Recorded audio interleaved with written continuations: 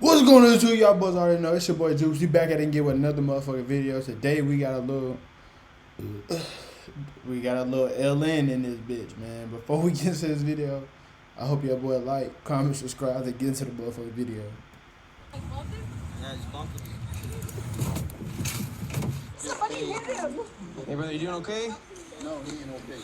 In the early morning hours of May 29th, 2024, a cyclist is murdered in a brutal hit and run.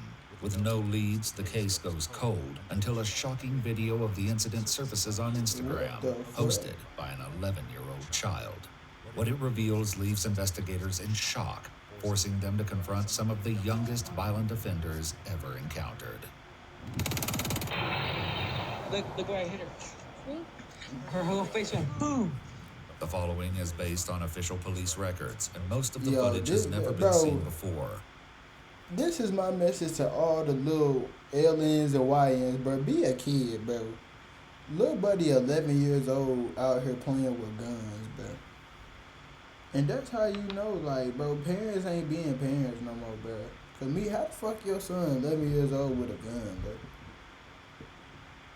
My parents used to go in my room every year as a child, bro. You have to, bro.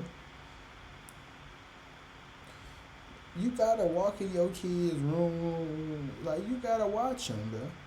What are you doing, bro? 11-year-old kid got a gun. That means his parents don't give no fucks about him, bro. On God. Please note that all persons charged with a crime are presumed innocent unless and until proven guilty in a court of law. It's around 4:40 a.m. when Albuquerque, New Mexico dispatchers receive a 911 call from a woman on her way to work. Age limit and shit, bro. Hi, Nobody I'm headed to 11, bro. work They and someone got finna, hit on a bicycle. It's a lady, she's on the side of the road. Did a vehicle hit her? I'm not too sure, I just kind of was coming southbound. I was going to work and I saw the bike, it's in the middle of the road, and she's on the side of the road. Is she moving at all? No, I don't know. She's kind of facing the other way. I don't know if she's okay. She looks like she would be okay because she's kind of like curled up a little bit. I just really don't want to like get out and look at her though, you know? Yeah, no, I understand. The bike looks like it got damaged. Yeah, the bike is mangled, like it's pretty twisted up. Though the caller first described the victim as female, police arrived to find an older male lying in the street, and it's clear his injuries are severe. You got somebody hit him. Hey brother, you doing okay? No, he ain't okay.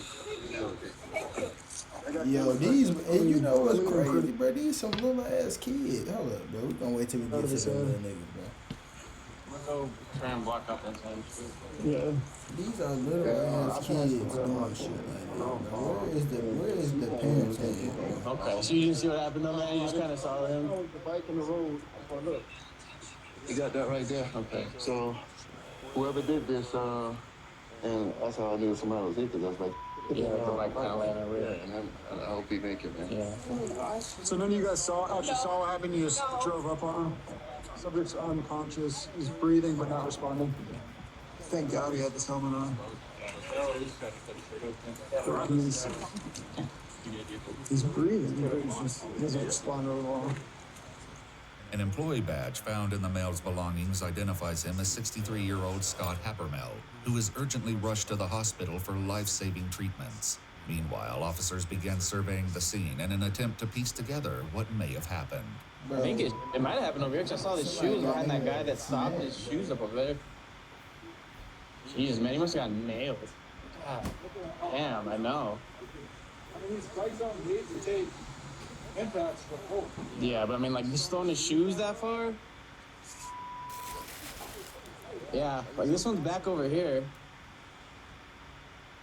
I don't know where. I mean, there's like this tread mark, but that doesn't look new. It's like this one kind of. It almost looked like he could have gotten like T-bone and just clipped the back and just screw him. That's just a weird. Just the way it happened is looks really weird. Why that back tire broke? I bet he got rear-ended. Oh, I got that. I mean, it broke like the entire rim. Well, I think it's just plastic though. Oh, that's metal. That's straight up metal. These bikes are made to be so light.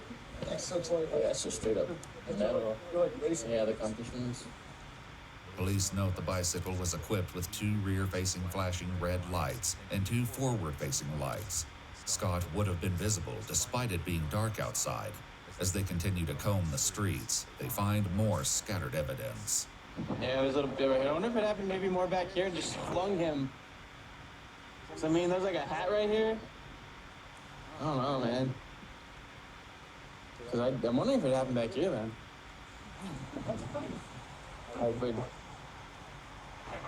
Depends on how fast he was going in the car. It could just been like, you know, the kinetic energy just taking both of them. So there's other chunks of the helmet kind of by Andrew's car.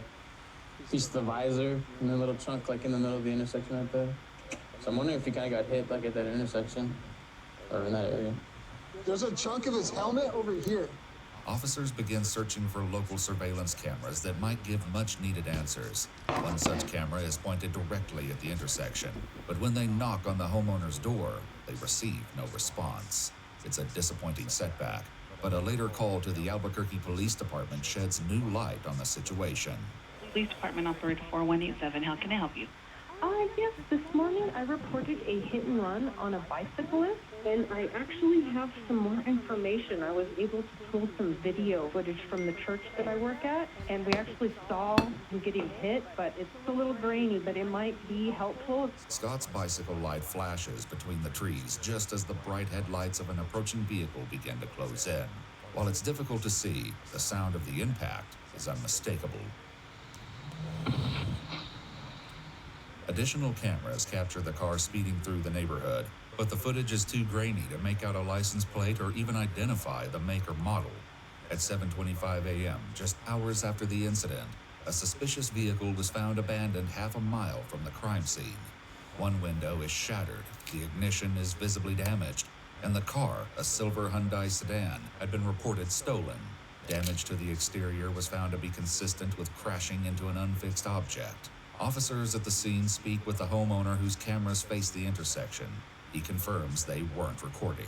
He was unconscious when we got here, but I mean, he was wearing a helmet, so if he lives, it's going to be because of that. He was so bleeding pretty good, but hopefully. Unfortunately, the injuries were fatal. 63-year-old Scott Hauermel sustained a skull fracture as well as multiple facial fractures, and the cause of death was listed as multiple blunt force injuries, and the manner of death was ruled an accident. Scott was a physicist with a PhD, and investigators learned he was on his way to work when the tragedy struck. With no witnesses to the crash itself, grainy footage, and no solid leads, Scott's case is closed on September 24th, 2024. They just closed the case? It isn't until 9 months later, in February of 2025, that an anonymous tip reignites the case and changes everything.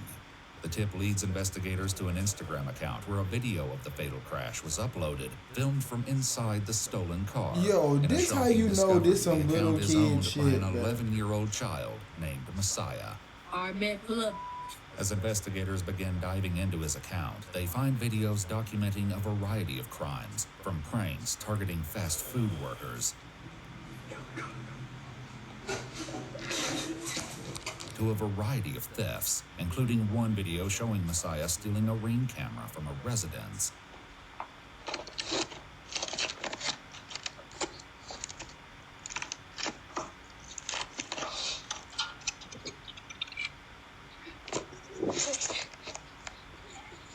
Hey, yo, we stole your Ring camera. Yo, boy. But these videos barely scratch the surface of the deeply disturbing material they would uncover. I got that Glock for you. Me and your car. Yo, they're literally on fire. Yo, these are little ass kids, bro. Like, what in the fuck, bro? Why are they parents at? Oh, you smoked the kid. Oh, someone shot at it. Do it again. Do it again. Do it again. Messiah's Instagram records also contain screen. Yo, bro, we gotta talk about this shit, bro. Where is your parents at, bro? Like, you know a nigga parents is not watching him. If he able to do all this shit, bro, I had a curfew, my nigga. Nigga, once them street, nigga, if you went in before them street lights come on, nigga, it was a problem. Like, it always was a problem if you was in, out, past the street. Like, bro, ain't nothing good outside when those street lights come on, bro. And that's why I think a lot of people just be having kids and be still trying to do their thing and wonder why their kids bad. Like, you can't just neglect your kids for so long. Like, once a kid hit them that 10 and above, bro, it's over with, bro. They not listening to you, bro. You ain't instilled nothing in these niggas. And now you want them to listen. Like, look, bro. Lots of multiple people reporting the thefts, with one complaining about the lack of intervention from police. In the video depicting Scott's fatal crash, 11-year-old Messiah can be seen in the front passenger seat, waving a gun. Two others appear as the camera shifts, 15-year-old William Will Garcia and 13-year-old Jonathan Johnny Overbay. The video, which will later be revealed, is deeply disturbing and sends investigators to visit Scott's wife, Jamie, to deliver an update on her husband's case. You guys are going to have some questions because it's an intentional act, because these people have no idea who Scott was. It was a ruthless, cold act. I'm very sorry to all of you for what happened to you in these circumstances, but we're going to get stuff on this. I just assumed I would never find this person. And I didn't know if they were, what level of effort was being put forth to do it. And I really honestly, just like you said, I did not want, I wasn't sure I wanted to find the person, because for Congress, it does about your face. All of this, you can't imagine anybody doing this to anybody. The goal is to put an end to this. So, and that's what we're going to do. Over the course of 3 days, from March 17th through March 19th, all three boys were found and questioned. The video revealed that 11-year-old Messiah was in the front passenger seat at the time of the crash. They arrived fully armed at the home of his Uncle Michael, where Messiah lives. After performing a safety sweep of the house, Michael expresses frustration that the officers entered his home. We did a safety sweep to ensure nobody was. I walked in there and you opened the door. Next thing nobody else. I seen the door right there. Look, man, this ain't a courthouse. You can argue this in a court. We're cops. We're not lawyers. I know that, but what I'm saying is, it doesn't matter. Right there. If says nobody else. Bring that up with your lawyer. Bring that up with the lawyer. I've been a cop 3 years now, dude. I know. And you start like thinking about climbing. Police investigated a crime spree in the summer of 2024 involving an 11-year-old suspected of car theft, burglary, and a shooting, which Messiah took responsibility for in a discovered text message. He also saved several news articles outlining the charges filed against the 11-year-old suspect. Police at the time were not aware of the connection to Scott's death, and in their press release stated, "We are lucky someone wasn't killed." At the police station, Messiah is given drinks and snacks before detectives begin reading him his Miranda warnings. Meanwhile, back at the house, officers informed Michael that they had obtained a search warrant for the property. So we're looking for cell phones. We're looking for any guns. Do you have any guns inside the house? Yeah.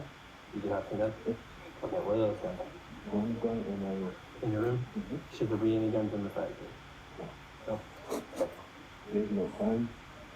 There's no car that took you guys. No factories, no silver mirrors. So just search it.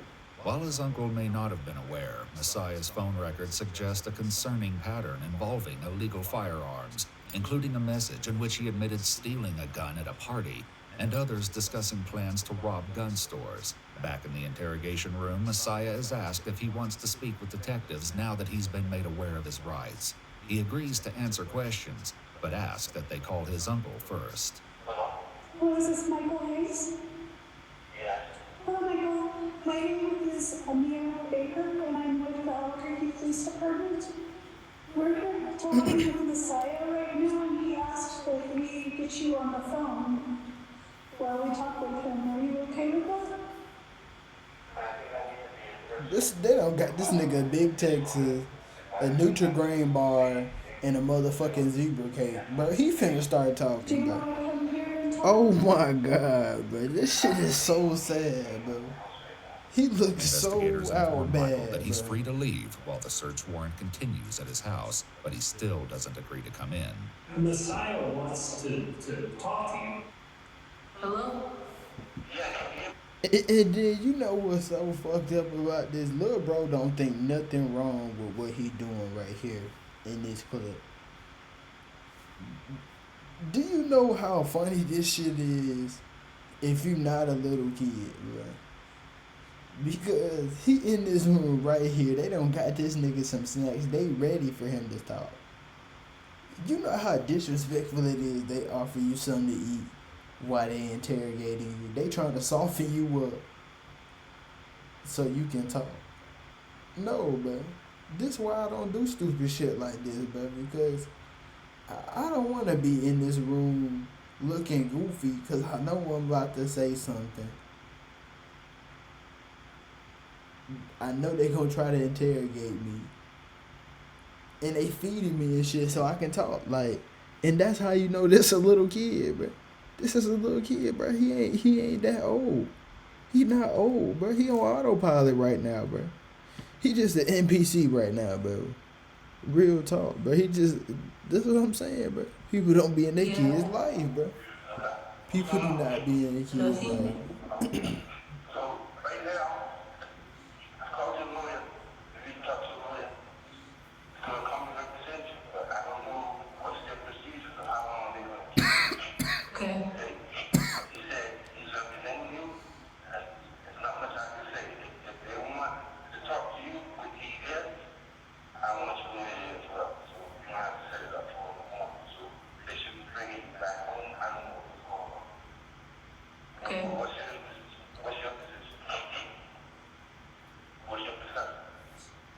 He's asking what your position is, what you want.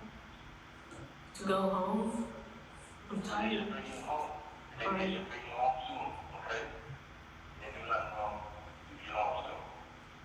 Once Michael is off the phone, they ask Messiah once more if he wants to answer questions. I'm just bored. Yeah. And I thought you guys, like, if I said, if I were to answer no questions, you guys would just leave and have no company. So, okay, I see. You're bored and you kind of want company, is what you're saying. Yeah. So the conversation that we do want to have with you is related to a crime in which you're being accused of participating. Okay? We're definitely not saying you have to talk to us, it's your choice. But we just can't hang in here and just keep you company. Does that make sense? Okay. So, having any rights in mind, do you want to talk to us right now? That's how you know this a fucking kid, but look what he asked them to get him, bro. That's not the. I was so wrong. That's not even a motherfucking zebra cake. That's a motherfucking Tootsie Roll, bro.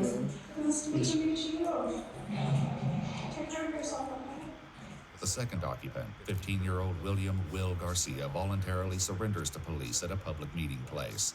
When officers arrive to arrest him, his best friend, 15-year-old Elijah Eli Engelking, is with him. Will's Instagram records were also obtained by police, with several shocking discoveries among them, including many of Will and Eli together. Like Messiah's account, Will's is filled with references to gang violence and include videos of teens with firearms. Yeah. Yo, bro.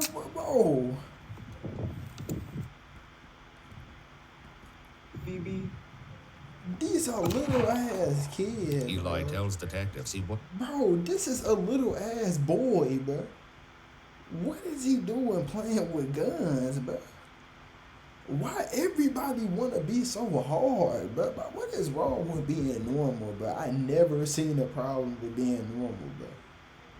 I don't get what's the problem with being normal, bro. What's wrong with being normal, bro? I always just appreciated the fact that I'm normal, but I feel okay not doing stupid shit like this, bro. Like I never listened to some of them rap songs and been like, yeah, I want to go try this shit. The fuck? It just sound hard. The beat sound hard and the song, it just flow right, bro. That's what's wrong. Niggas literally be listening to music. They be like, oh yeah, I'm about to go do that. What? Slow your roll there, partner. You over here, this nigga said, oh yeah, I'm about to go kill his grandma. And you said, I'm about to go kill his grandma. What? Dog, yo, chill. Listen, I don't want to do no harm. I'm cool. I'm chilling right here, just being normal. I just like, let's smoke a blunt, to man, bro. Calm down, bro.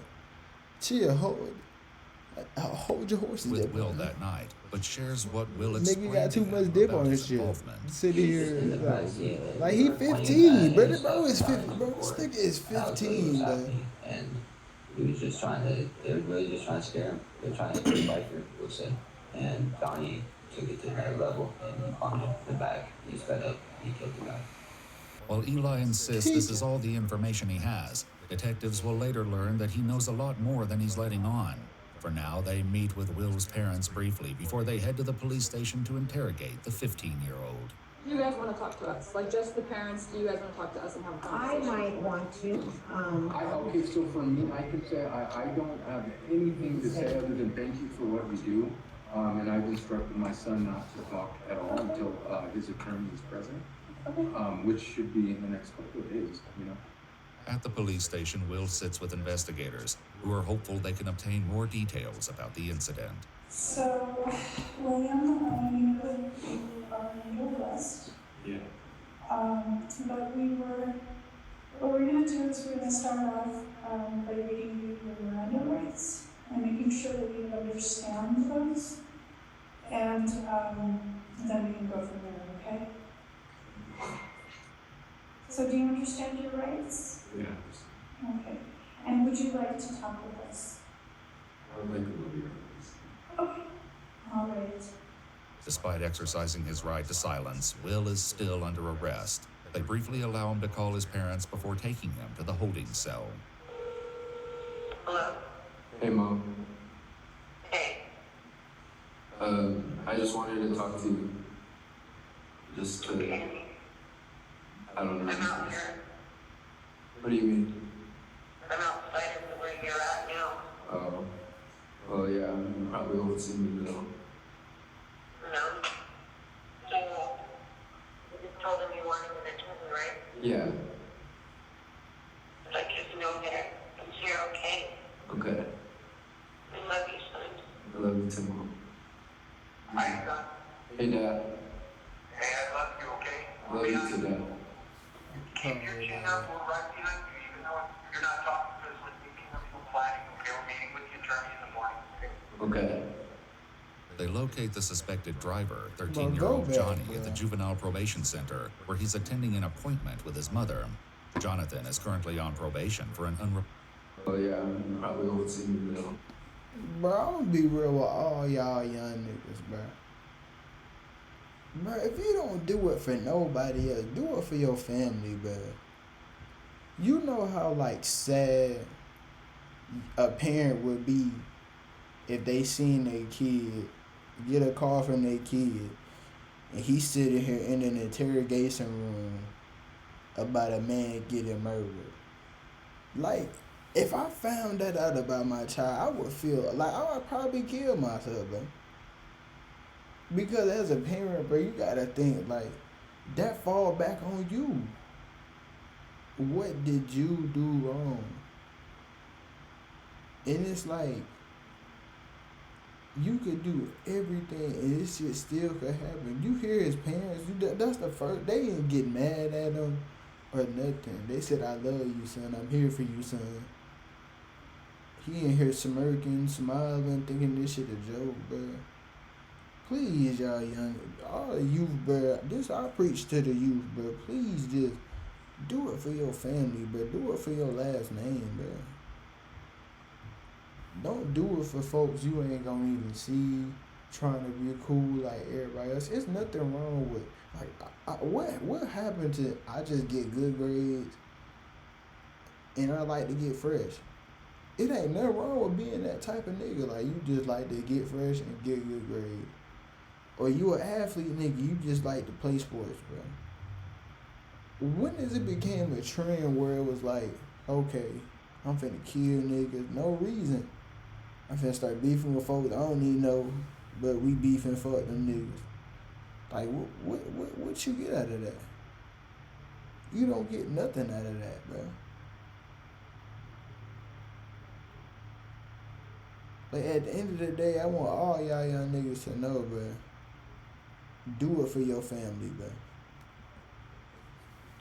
No. So, you just told them you wanted them to tell me, right? Yeah. Like, just know that you're okay. Okay. We love you, son. I love you too, Mom. Hi, son. Hey, Dad. Hey, I love you, okay? I love you too, Dad.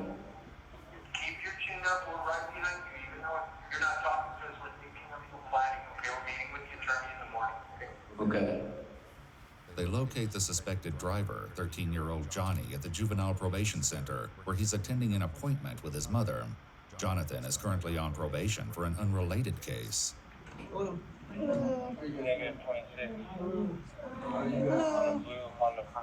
This little nigga already on probation. Alright, can you just stand up for us? Stand up, pin. What? Thank you.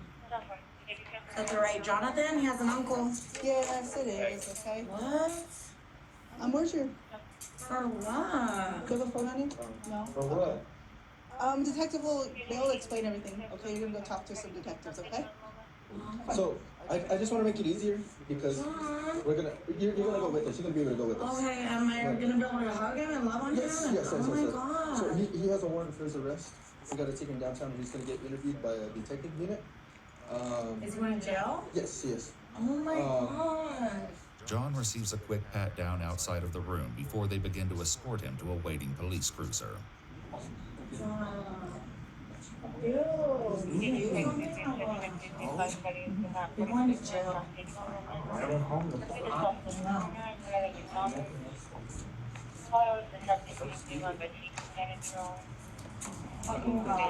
Okay, just come to this car over here, okay? Oh. For what? Huh? I didn't do nothing. Come on. Oh, this is stupid. Alright, as of right now, okay, you're going to jail for, or you're gonna go talk to somebody, but you're under arrest for your warrant, okay? Don't try to do anything stupid, okay? I don't know what exactly it's for, they just told us you had a warrant to come pick you up. Okay? I'll give you air, just cooperate and we'll go from there, okay? An officer follows his mom as she retrieves his phone from their car, where Johnny's aunt begins to question what's happening. Going to jail? I don't know. I don't know, dude. What do you mean, for what? Is this? Yeah. Okay. For what? You shouldn't have How do we turn anything this? on there, so, huh? Oh, that's you calling. Why do you think we let me just call? They have to, or they're gonna seize my car. Yep. But when officers don't reveal the details of the warrant, tensions rise with Johnny's aunt. But you guys know it's a warrant. Yes. But you guys should know if you're arrested. It's not our job to know. It's not our job at all. It's our job to know that it's a warrant. No. That makes sense. If you don't agree with it, you call the It judge. don't make sense though. I get you're upset, he's going to jail. It happens. No, Okay? it's in reality. It is reality, you're right. He is You're going to jail for a warrant that we don't know what it's for. Make that make sense.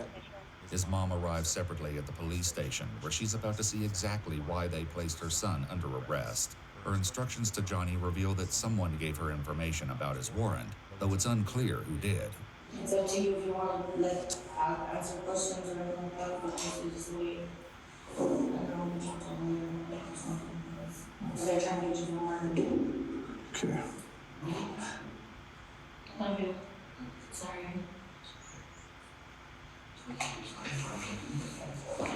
I'm sorry that they're gonna take you to jail. I don't know how long you're gonna be there, but I'm gonna be here for you, okay? As they wait for the interview to start, Johnny's mother fills him in on what she knows. Yeah, he said that somebody got hit on a bicycle and Messiah was driving. Despite what she told Johnny, the video she's about to see clearly shows that Messiah was in the front passenger seat. Okay, so I'm going to kind of skip forward on that since we're kind of talking about this. I'm not making any questions or making any requests of you, but I'm just going to let you know about what we have. There's no question about what we have.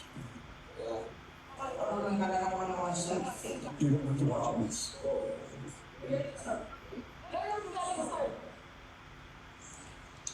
Sorry. Like, which, oh my gosh. They said somebody got hit and then they ended up dying. And then I guess, I don't know if somebody said you were there or what. That's what they're trying to get me for. I didn't see it. That's why you didn't see me.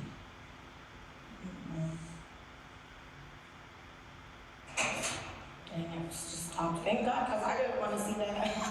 If it's what, oh my gosh. She's downloading it so that it doesn't have to rely on the bad connection. So that it's still, you guys are still watching. I had nothing to worry about because I wasn't there. And he said, he's sorry that if he would have known, he didn't really know. He said it was like kind of last minute, it just popped up. And he said sorry because he wished that he could have warned you or told you more before he did that. After downloading the video, the detective attempts to play it for Johnny and his mother one more time. It just sucks not knowing too, you know? Like, Okay, here you go. oh my gosh.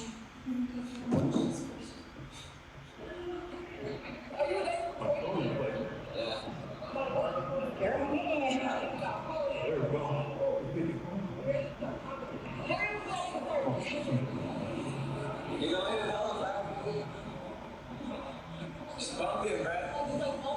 Yeah, it's bumping, but like 15, 20.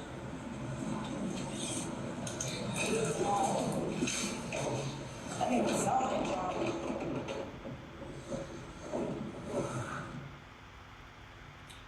Can we watch it again? No. Another video recovered from Messiah's Instagram records show the teen's callous reaction to the blood on the car's hood. Look where I hit her.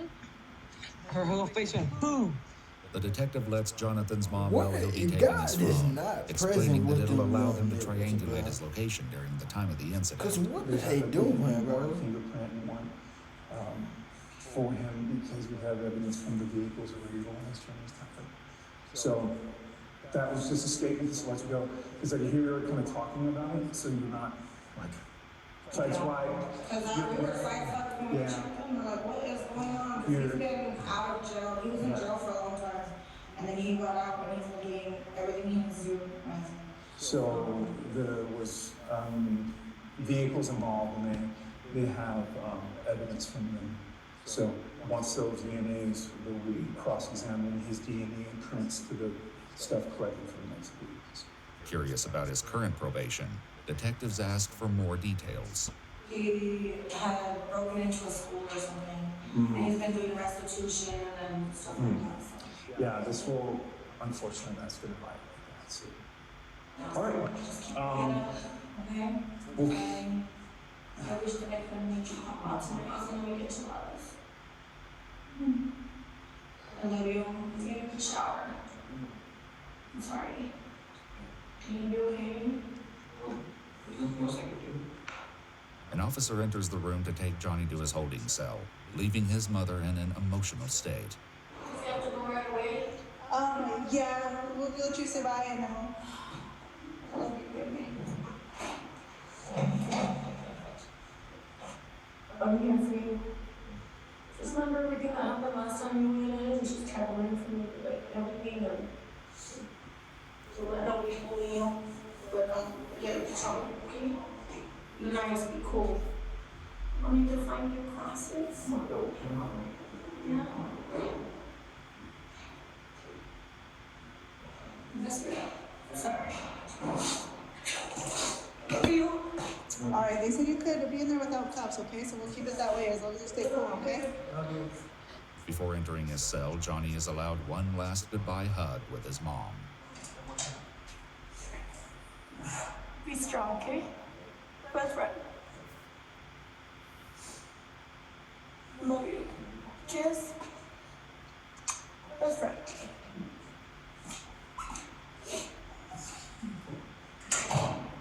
Arrest warrants were obtained for Jonathan and William, and a search warrant was executed for Messiah. DNA and fingerprints were collected from all 3 boys for comparison with evidence recovered from the stolen car.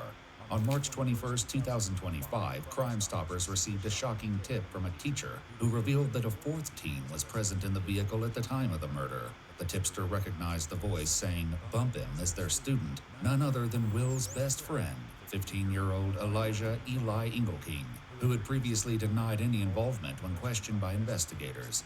Just bumped him, bruh. Like, you bumped him? Yeah, just bumped him. Go like 15, 20. Investigators would later receive information from a third party, stating that Will's own brother shared that his parents knew Elijah was in the vehicle, but were waiting to disclose the information in the hopes of gaining leniency for Will. 15-year-old Elijah Engelking was indicted by a grand jury on June 11, 2025, on charges of first-degree murder, conspiracy to commit first-degree murder, and knowingly leaving the scene of an accident, resulting in death. He entered a plea of not guilty and is currently being held without bond until his trial. Following his interview, 13-year-old Jonathan Overbay was taken to the Juvenile Detention Center and later charged with first-degree murder, conspiracy to commit first-degree murder, leaving the scene of an accident involving great bodily harm or death, and unlawful carrying of a handgun by a person under the age of 19. According to the Bernalillo County District Attorney's Facebook page, he later pleaded guilty to second-degree murder, receiving the maximum juvenile sentence permitted under New Mexico law. He will remain in a juvenile facility until he reaches the age of 21. 15-year-old William Garcia was charged with first-degree murder and conspiracy to commit first-degree murder. Per our conversation with the district attorney's office, his case has been transferred to adult court. As for Messiah, the 11-year-old was fed McDonald's and slept on a cot overnight in the interrogation room, as the Children's Youth and Family Services Department had no beds available for the night. He was taken into custody of CYFD the following morning.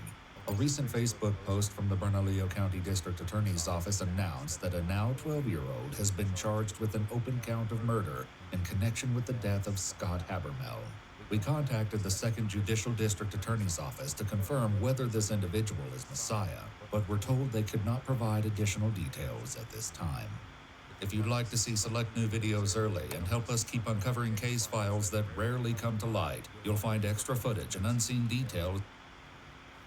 Anyways, that shit was wild.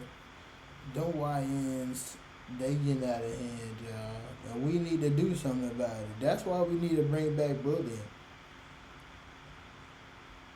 I'm gonna be real with you, like, some niggas need to be bullied, man.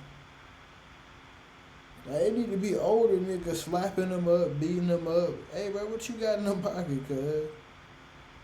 Cause these young niggas, they the new street niggas now, bro. Cause ain't nobody putting them in their place, bro. Bro, I remember when I was growing up, bro, like, niggas looked at you sideways if you had a gun at that age, bro. But no nigga never thought no shit like that was cool, bro. Only niggas who wanna be hard think shit like that is cool at that age. And that shit is ridiculous. But anyways, I hope y'all boy like this video. I hope y'all boy like, comment, subscribe. I'm gonna catch y'all niggas on the motherfucking flip side.